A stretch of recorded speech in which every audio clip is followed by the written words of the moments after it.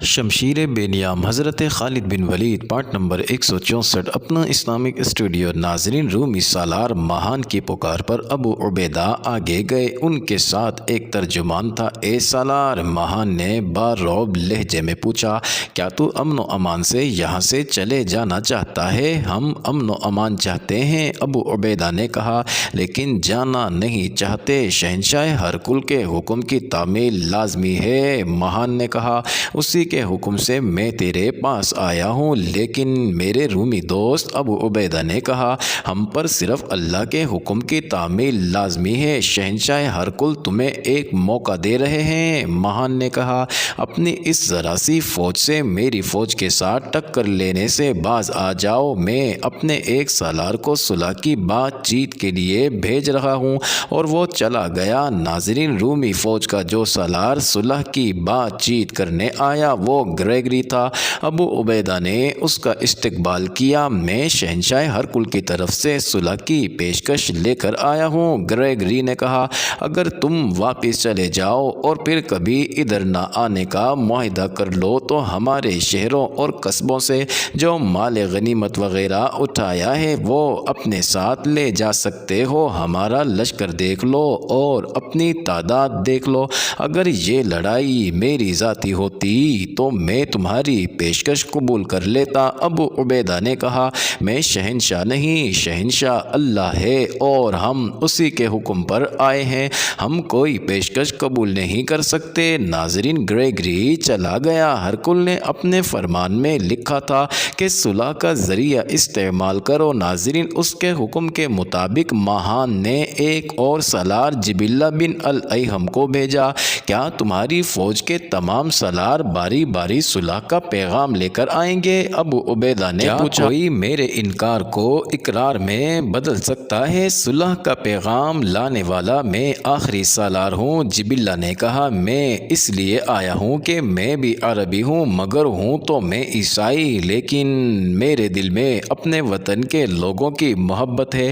میں تمہیں تباہی سے بچانے کے لیے آیا ہوں، تم واپس چلے جاؤ۔ اگر تمہارا کوئی مطالبہ ہے وہ بتا دو، میں وہ پورا کر دوں گا۔ ہمارا مطالبہ تم جانتے ہو، ابو عبیدہ نے کہا۔ ہم خیرات نہیں، جزیہ لیں گے۔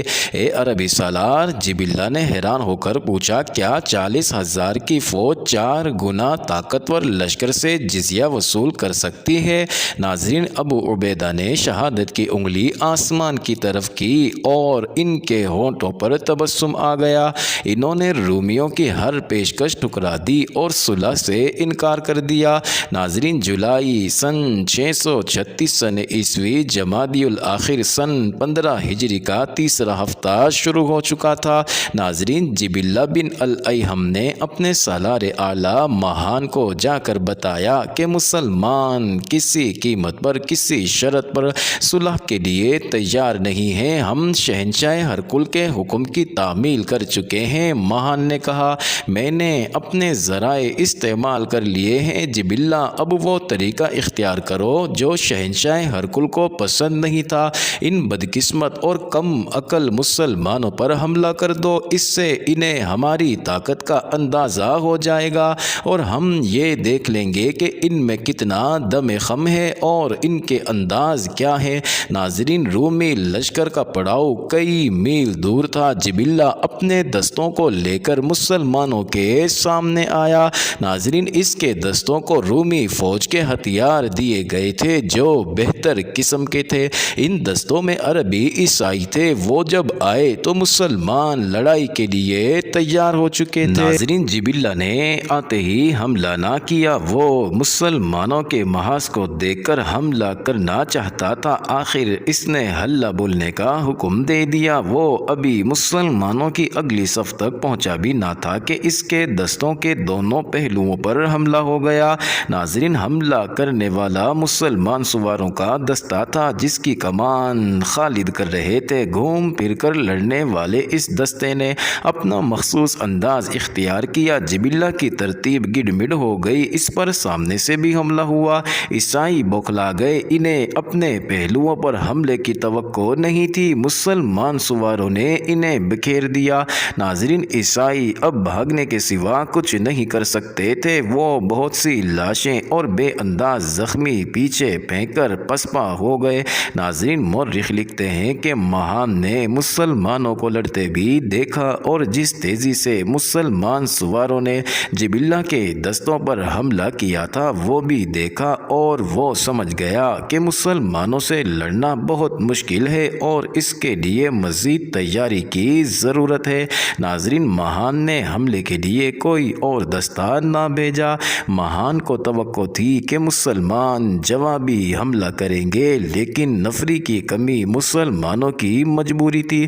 وہ جوابی حملہ کرنے کا خطرہ مول نہیں لے سکتے تھے۔ ادھر جبلہ محتاط ہو گیا۔ ناظرین، دن گزرنے لگے۔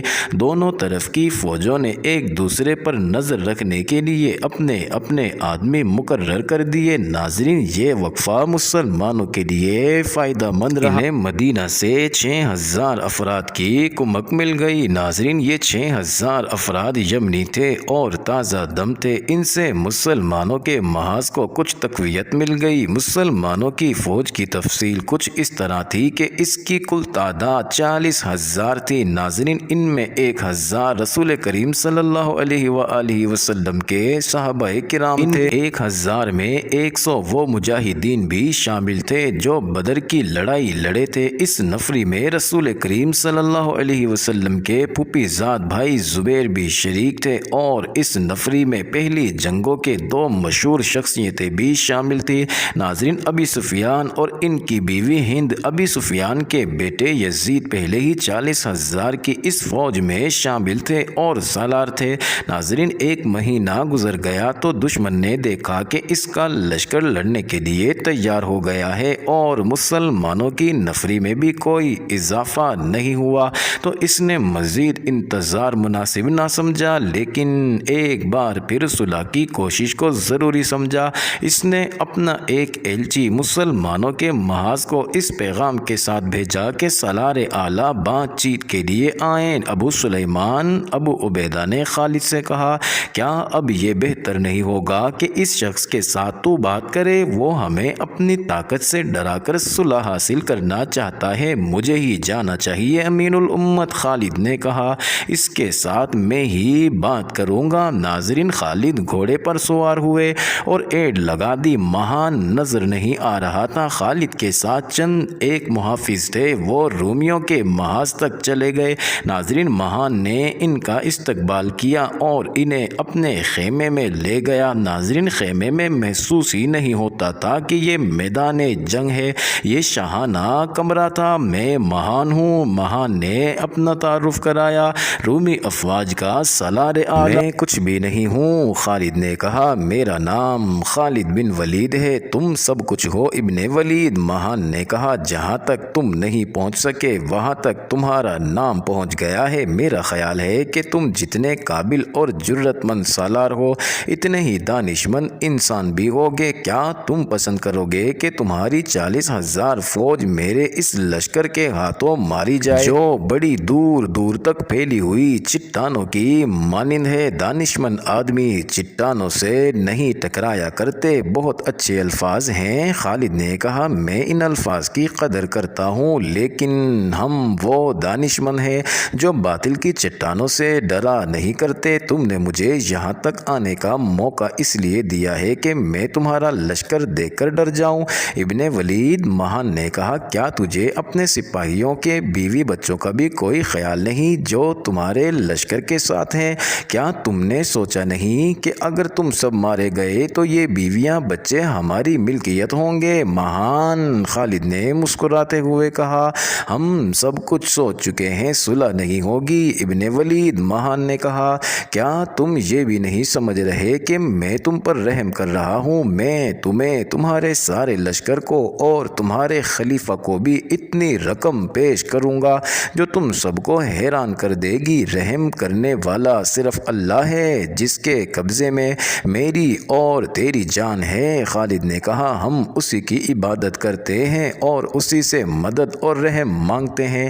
اگر تو نہیں چاہتا کہ قسط و خون ہو تو اسلام قبول کر لے جو اللہ کا سچا دین ہے۔ نہیں، مہان نے بڑے رعب سے جواب دیا، اگر مجھے، میرے لشکر اور میرے خلیفہ کو ان انعام دینا ہے تو جزیہ ادا کر دے۔ خالد نے کہا لیکن جزیہ لے کر ہم چلے نہیں جائیں گے، بلکہ تجھے اور ہرکل کی رعایا کی حفاظت، عزت اور ہر ضرورت کے ذمہ دار ہوں گے۔ اگر یہ بھی منظور نہیں تو میدان جنگ میں ہماری تلواروں کی ملاقات ہوگی۔ معزز ناظرین، یہ انٹرسٹنگ ویڈیو جاری ہے، اگلی ویڈیو قسط نمبر 165 میں دیکھنا مت بھولیے گا۔